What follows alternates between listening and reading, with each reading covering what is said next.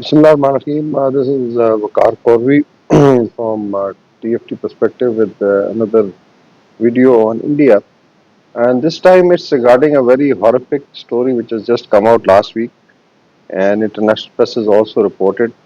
If you look at the Indian map in the south, we have the Indian state of Karnataka. And within that, there is a district called Dakshin Canada, or Dakshin Kannada as they call it. And within that, there is a very historic temple, Dharmasthala Temple, which is headed by Hegde family. And there, I think there have been serious atrocities committed in couple of decades, last couple of decades. There were reports earlier that something fishy was happening, and the Karnataka government had established basically a kind of inquiry committee headed by, uh, I would say, uh, an MP from Congress. But their report was put into cold storage. So there were some hints that something fishy was going on because a lot of young girls were vanishing when they were visiting this famous temple. And incidentally, this temple was also visited by Mr. Modi, and Mr. Hegde was recently made member of Rajya Sabha, the Senate, by the center. Your union government means that was nomination of Mr. Modi. So that may be a connection there.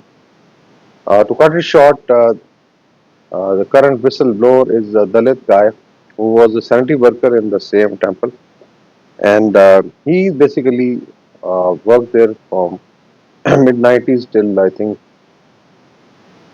uh, basically 2008, and maybe his conscience basically pricked him so much that then he had to report. Precisely, it was 1998 to 2014, so it's almost 16 years.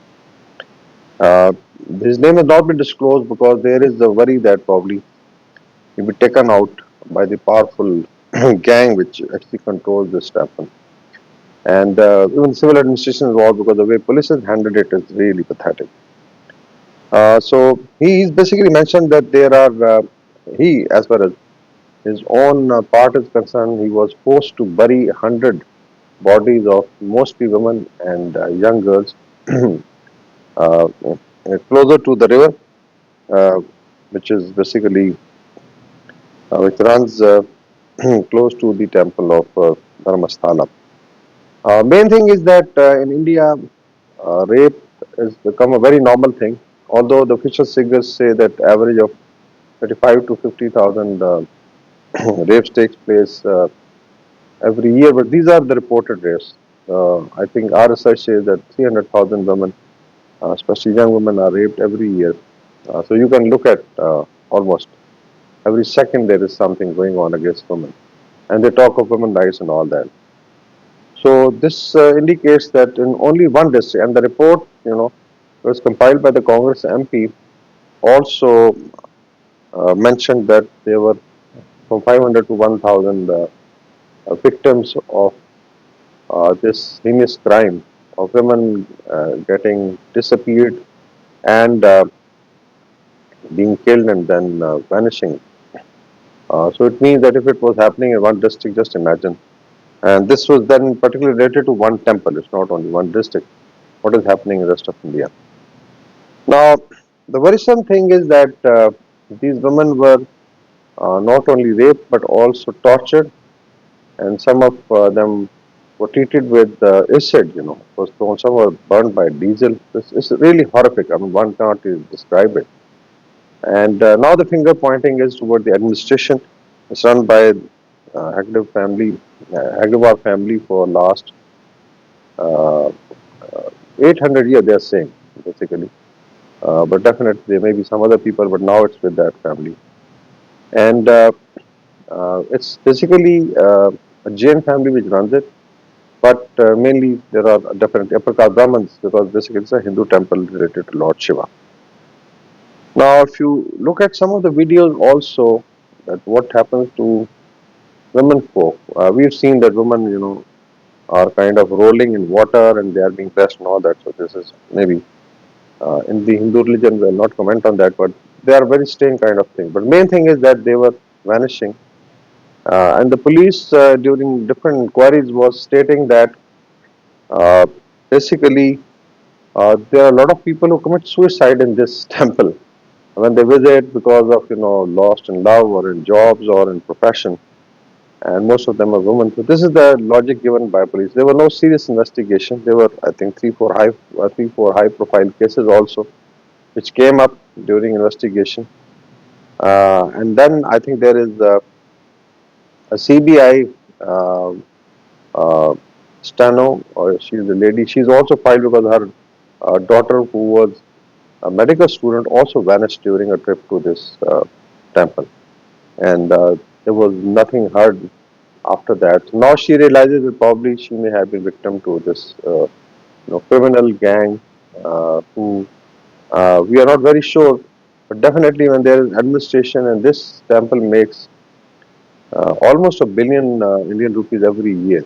That's the kind of money it makes, because there's almost 2,000 to 3,000 people visiting on the average every day, and when there are important occasions, it could run into 50,000 to 100,000 people visiting those important days.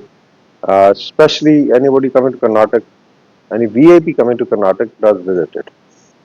Mr. Hegde was also awarded the Padma Bhushan um, by the Indian government. It means that he was awarded for, and Mr. Modi, when he became member of the Rajya Sabha, Mr. Hegde congratulated him for doing a wonderful job in administration and philanthropy. Mainly, he was given this seat of Senate or Rajya Sabha based on his philanthropic work. So this is very, very amazing that despite reports, despite the black chapter in the history of this temple, there's so much going on. Still, this powerful lobby or the leaders were awarded with the highest civilian award. Uh, there have been, I think, historical problems with some of the Indian temples. This is on the record. We know that cases of dasis and how the prohats or Brahman would treat them. Despite that, they believe in celibacy, especially those who run the temples. But there have been reports. Now, if this is one temple, Dharmasthala, um, then what is happening to the large temples? Because there are a lot of historic temples in the south, in the north, and you have the basically the Char Dhams, especially those related to four great Hindu gods, which are in Kedarnath. What is happening there? What happens during Amarnath Yatra? We know what happens during Kumbh Mela, which is also having a religious kind of tinge. But this is unfortunate because there's been no check. And now this guy who's basically become a whistleblower probably realized that he was also part of this criminal gang and he should come out. And he actually in 2014 vanished. I think he was not staying in Canada, in Karnataka, so he went to a neighboring state, most probably Kerala. And then I think his conscious prick that he must come out because he says that I couldn't sleep.